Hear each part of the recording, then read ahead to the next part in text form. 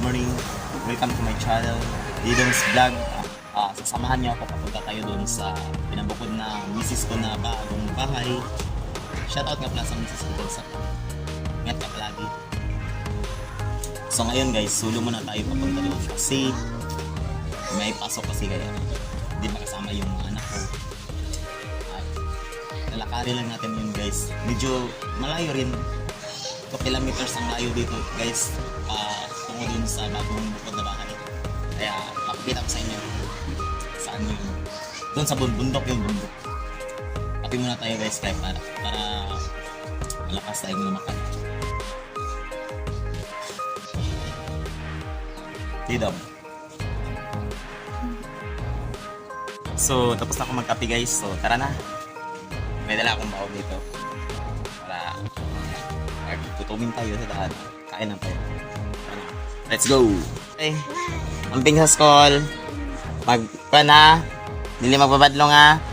Didon. Bye. Kuya. Bye. Oh, bye-bye. So, medyo masama ang panahon ngayon guys. Medyo parang mawalan ata.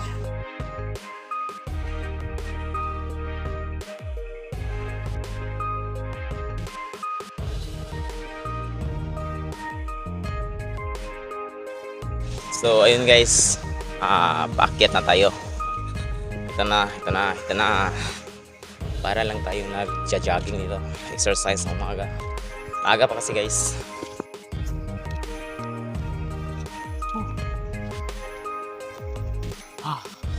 Sama talagang panahon ngayon guys. Umuulan na.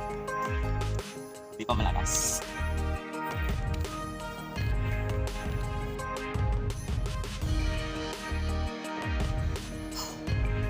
Pahinga muna tayo guys kasi malakas yung ulan. Malayo na rin yung nalakad natin na almost 1 kilometer na. Kaya pahinga muna tayo. Maganda naman ang daan dito guys. Cement. Kaso kailangan natin makatipid kaya mahal ang pamasahe. Mahal kasi yung pamasahe. Pakyat bali 50. Kaya lakad muna tayo. Sayang din naman yung 50 pang snack na yun. Kaya pa naman natin. Kaya pa naman natin maglakad. Hindi naman araw-araw maglakad tayo. Ngayon lang to. Kasi gusto natin makatipid na gusto natin mag-exercise rin. So every Saturday and Sunday na kasi kami pumupunta doon. Hinahatid kami ng aking kapatid. Kasi meron siyang sasakyan kaya kami libre hatid pa namin. Ang bait na yung kapatid ko, hindi nagsawang hatid kami every Sunday para lang din nag-picnic kami doon. Sama-sama kami lahat ng anak ko, mama, papa ko. Yun na kasi yung free time namin doon. Tsaka marami kami yung magagawa doon. Iwas stress na din at saka hanap ng fresh air. So tara guys, lakad na ulit tayo. May 1 kilometer pa tayo. So wala na guys, ulan.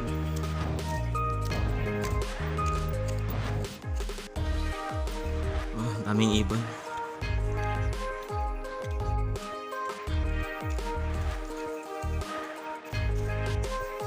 Yun guys, malapit-lapit na tayo. Maulap talaga guys. Masama talaga yung panahon. So ayun guys, ito na yung bahay guys. Matagal pa ito matapos guys kasi konti-konti lang yung budget nito. Marami pa kasing bayarin.